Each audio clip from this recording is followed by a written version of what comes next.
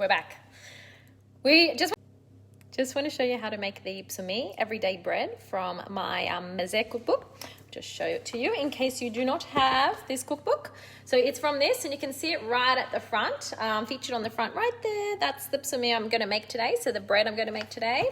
I've made a little loaf here already just to show you the end product. Let me see if I can turn this camera around.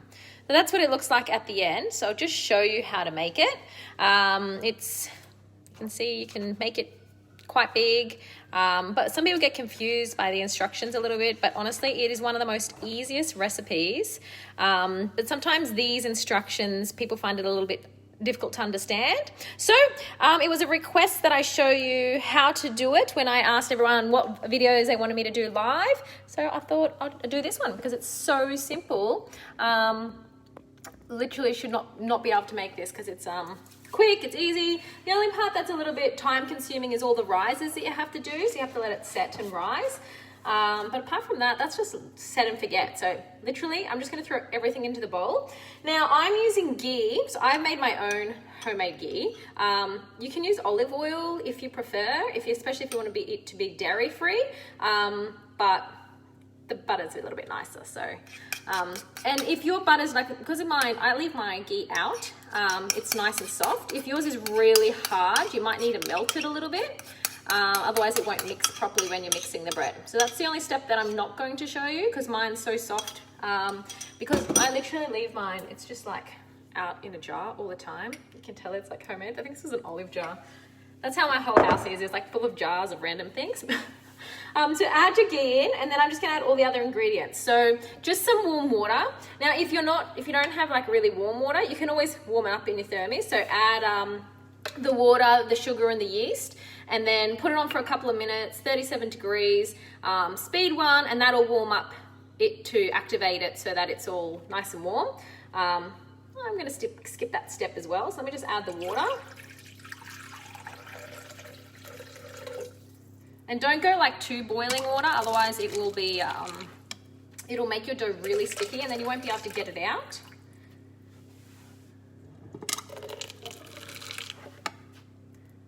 Just trying to get enough water in this bowl without it being too hot.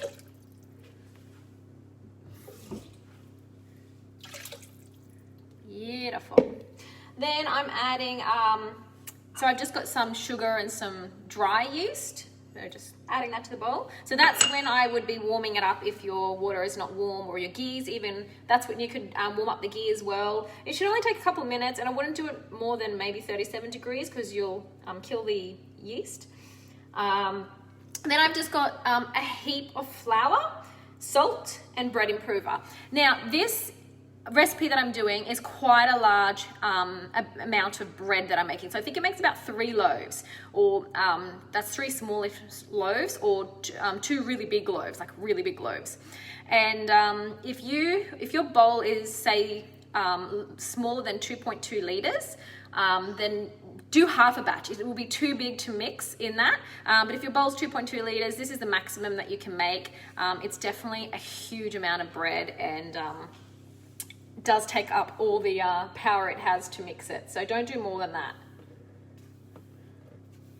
But it's good to get you like a few loaves done at once, rather than having to do 100 different batches. And if you're Greek, you're probably thinking it's still not enough, but it's good for normal everyday things. This is the bread that we grew up with, that was at every table. No matter what meal, this was always on the table. So then I'm literally just going to mix it for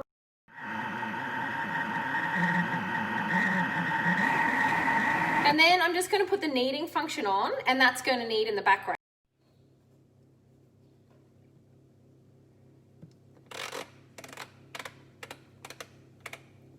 I'm just going to pop it on so it can go in the background, and then I've pre-made some so I can show you what I'm going to do with that.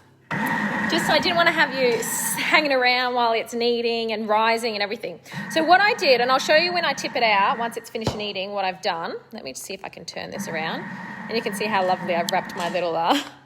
So I've literally just wrapped it up in some towels because it's a bit cold here. And it's just easier to wrap it up and make it warm the dough. So look how beautiful it's rised. That's been rising for a little bit longer than I normally leave it, just because I wanted to cook one so I could show you. But yeah, I'm going to tip this out and show you how to put all the sesame seeds and things on it now. Let me see if I can set this up. Hopefully you can see me. So that's the dough, and I'm just going to literally tip it out. It's a bit sticky now because I've left it longer than I usually do, but it comes out beautifully, as you can see. I'll try to do it so it's in the camera. Now don't worry that it's going to deflate a little bit.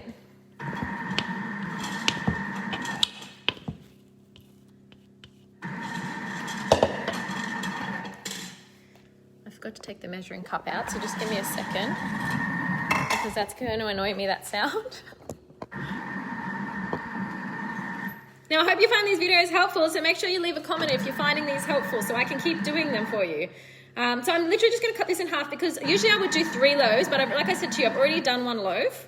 So I'm only going to do 2 more loaves from the batch, but usually you get about 3 loaves. So you can see I'm just separating it a little bit, and then I'm just going to roll it out a little bit, just to make the shape nice.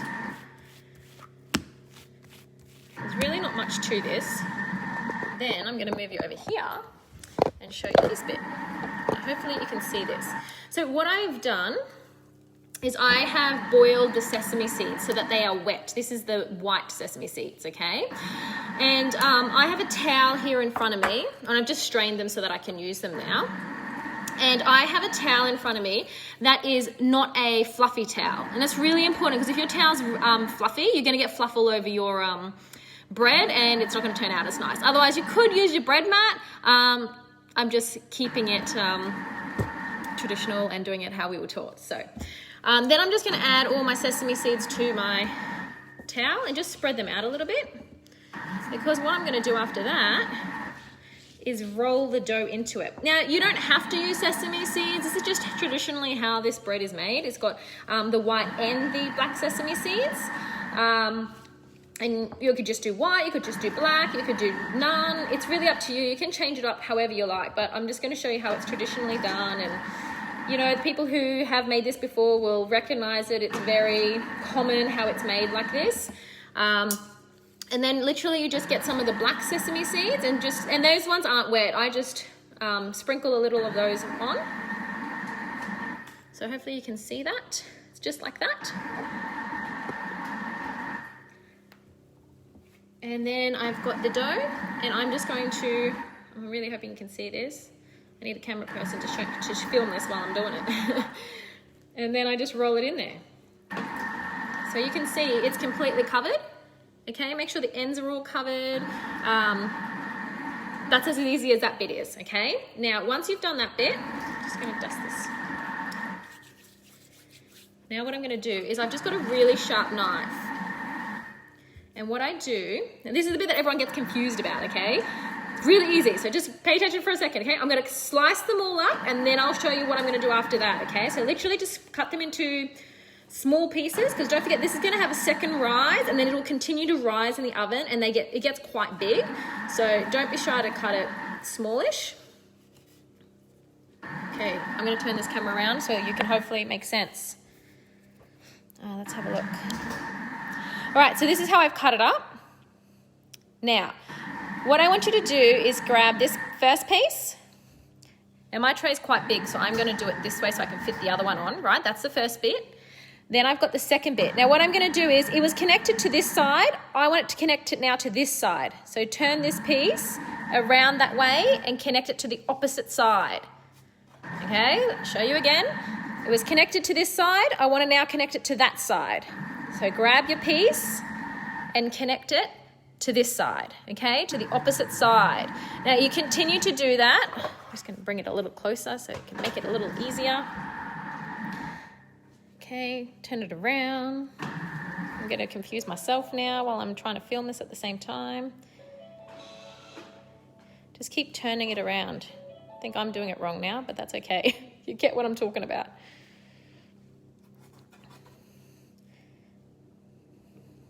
I am doing it wrong. I'm not doing it backwards. But anyway, you get the gifs. And that just gives it an uneven sort of connection. And it just makes it look a little bit nicer. So just make sure you've pushed it together so it is connected. And that's it, okay?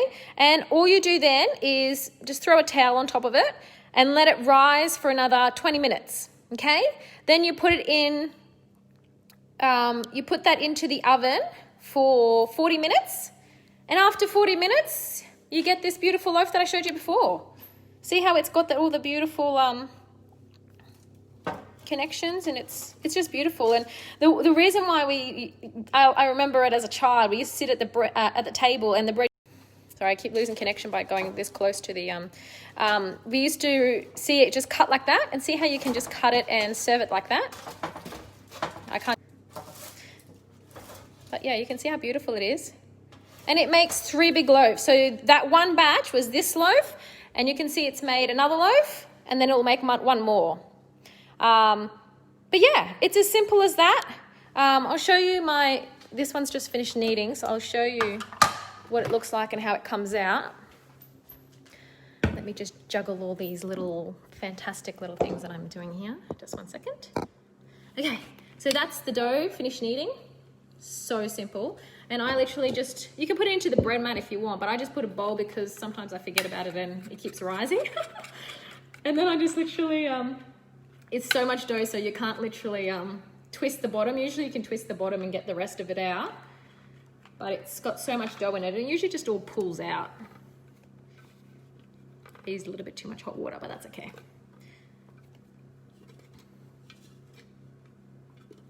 I just sit here and pull it out, and then let that rise. Just bring it together. And I usually just cover it. And you'll see it'll double in size like you saw before. It'll double in size, and it'll be, when it's doubled in size, it's ready to go. So as simple as that. I hope that was helpful to you. Please leave a comment, let me know what you think, share it with your friends if you did like it, so that I can continue to make these free videos for you. But yeah, thanks so much, guys. That's our Cypriot bread that we eat every day with our meals. It's a very, very popular bread that we Cypriots eat. So thank you so much for watching. Have a great Sunday, guys. Bye.